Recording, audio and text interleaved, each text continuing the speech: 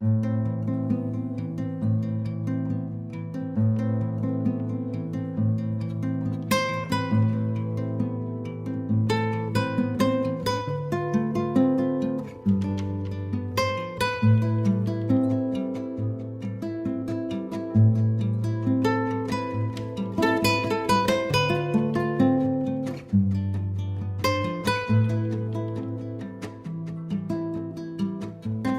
father was, as you say, the first Spanish ambassador to the Organization of American States. So we came here in late 1967 and left in 1970. So I was 14 at the time. And then I came back, as you said, between 1991 and 1996 to New York, not to Washington, to New York. And then finally I'm here. I'm a career diplomat. I worked for 6 years with former President of the government, Aznar, as his foreign policy advisor, and then 2 years as what you call Deputy Secretary of State. We call it Secretary of State for Foreign Affairs. And then in November 2011, the party I had worked for won the elections again. I was at the time ambassador in Sudan, in South Sudan. And President Rajoy, who had been vice president with President Aznar, called me to come to Washington. And of course, I didn't hesitate a bit to accept the offer. So here I am. It was a wonderful experience, I tell you, going through high school here and getting to know from a young age the U.S. and the American history, American culture. I became a great fan of American football. I'm still a great fan of the Redskins, and of course, going to a Catholic school, we were all big fans of Notre Dame. So I've even gone a couple of times to South Bend, Indiana, to see them play, believe it or not, when I was here between 91 and 95 in New York. We don't have political appointees. From time to time, there are some political appointees, but it's not so much that they're contributors to the campaign, but that they're members of the party and they're close to the president. Because it's usually diplomats that are named ambassadors. And of course, within the diplomatic career, there are some that are closer to one party or the other. That we have to have party affiliation. I do. I was affiliated since I was working with President Aznar. I thought it was obvious where my colors were, so I decided to make it official. But even though I was, and I am, a member of Partido Popular, the People's Party, when the Socialists won the elections back in 2004, they sent me as ambassador to South Africa and then eventually to Sudan and South Sudan.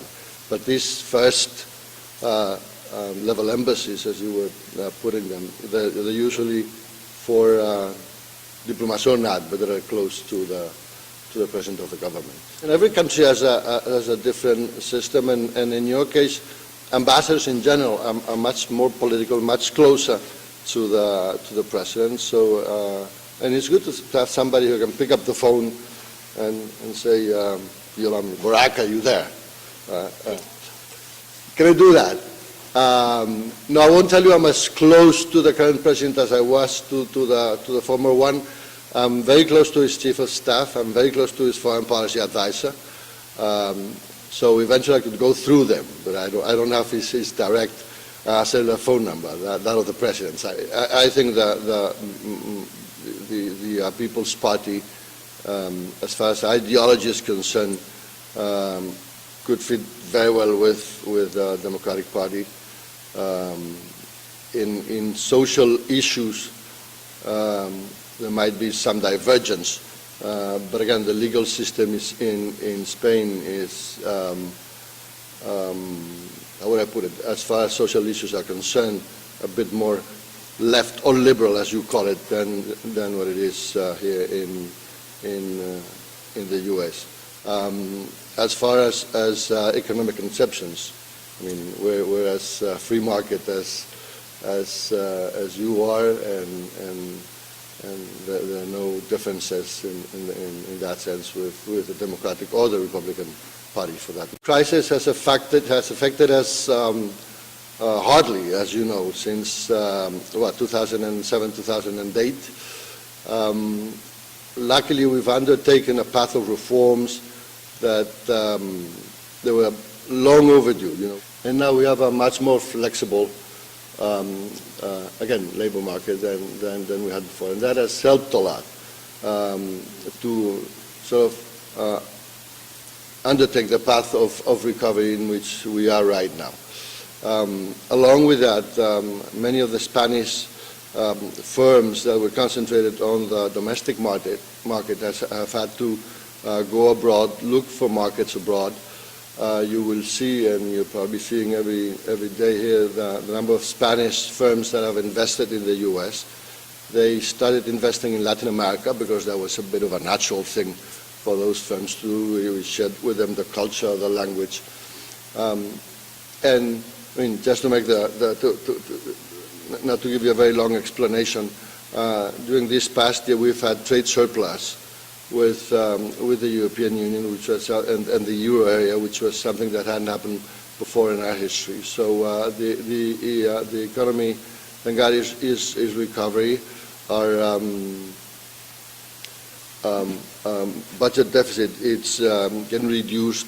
We've done a banking sector reform. As you know, we've passed from 51 banks to 17, which was the big thing.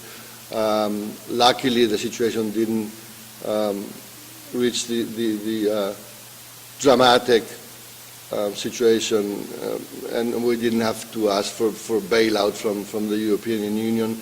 And right now, there's a figure by which everybody measures more or less how the situation is in your country, which is the spread, that is the difference between your bond and the German Bund. It was a month and a half after I arrived here. It was something like, I think it was 680 points, and now it's less than 300, so things are getting better, and we're hopeful. Just the other day, last Friday, President Rajoy, the Prime Minister of Spain, we call him President of the Government, said that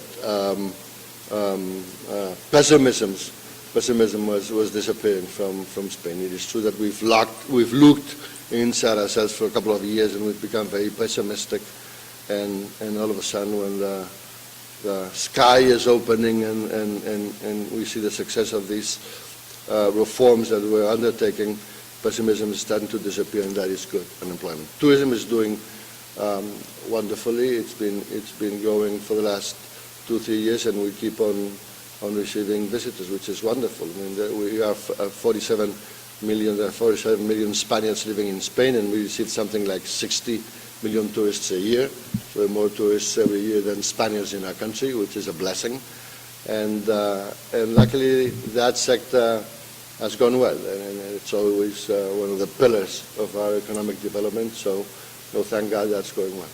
We have a pretty good image in the U.S. Maybe it's not very well centered, and we have a problem of branding, if you allow me. But Americans, I mean, we are the second largest, third largest destination of American students in the world, third only to the UK and Italy. There are, something like 30,000 students a year that go to Spain to study either high school or college. Spanish, but that's not only because of Spain, is the language most selected by American students, and the number of American students in high school and college that study Spanish is superior to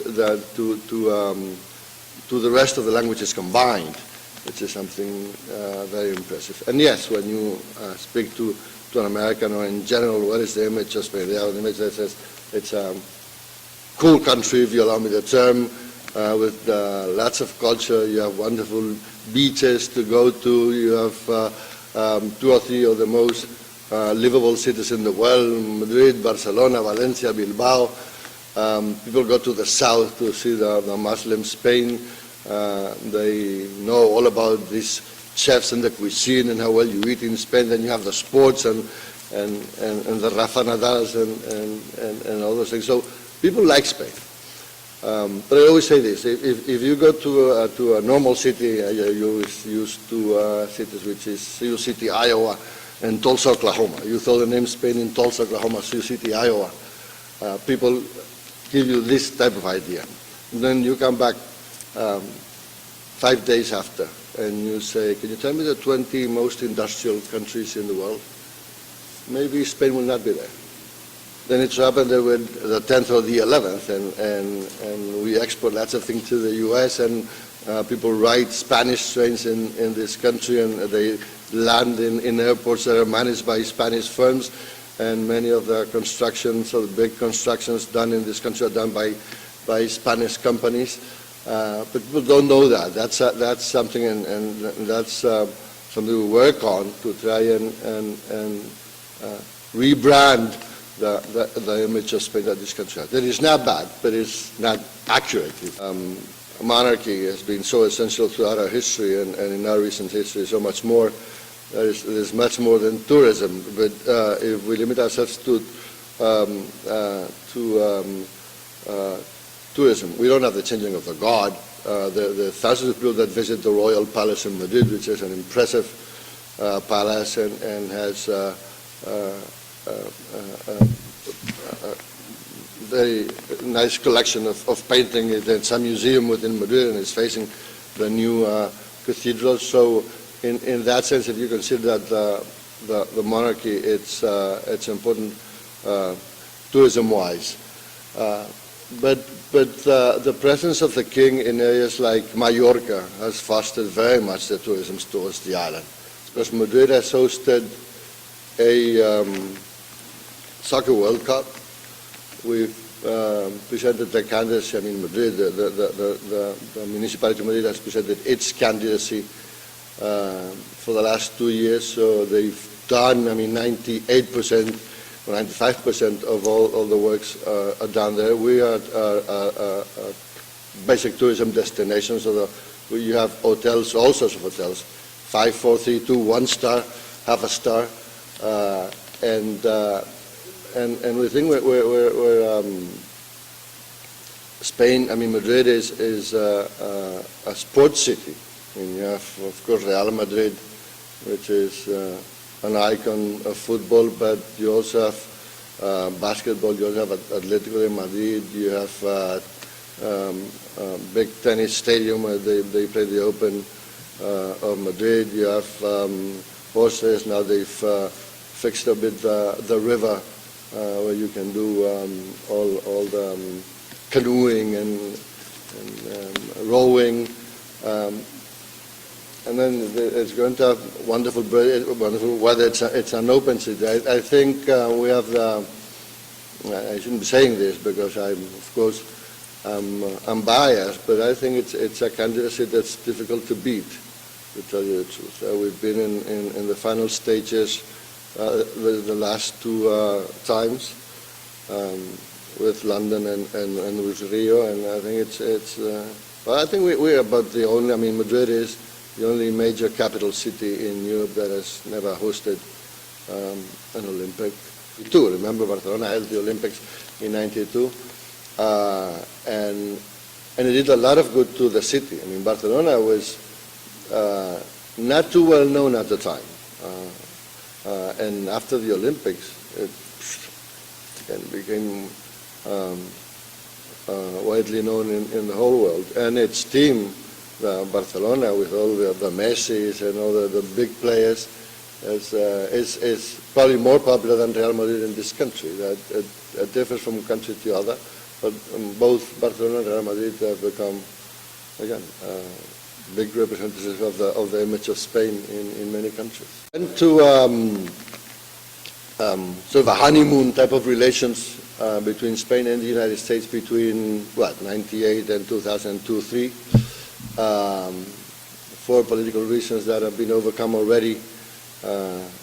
We split a bit. I would like that relations to go back. We have to build trust again, try to enforce and enlarge the ties that we have with the U.S. and make us both understand that Spain has much more to gain being close to the United States, and the United States has also to gain being close to Spain than the reverse. So I'm knocking at every door I see. We haven't spoken about the Hispanic community, but I'm knocking at the Hispanic community probably because they know us a bit better than the rest of the U.S. I'm knocking on the doors of the business people, of investors, both from Spain and to the U.S. and from the U.S. to Spain. I'm knocking on academia with the universities. Of course, the issues of defense, which is also one of the pillars of our relations. So I'm knocking everywhere, knocking on the journalists and the mass media to try to portray an image of Spain that's fair and just, not over-exaggerated. And of course, I tend to over-exaggerate and to make things maybe better than they are. But I get the impression, again, that we have a bit of a problem of branding, and that we have to try to work on changing.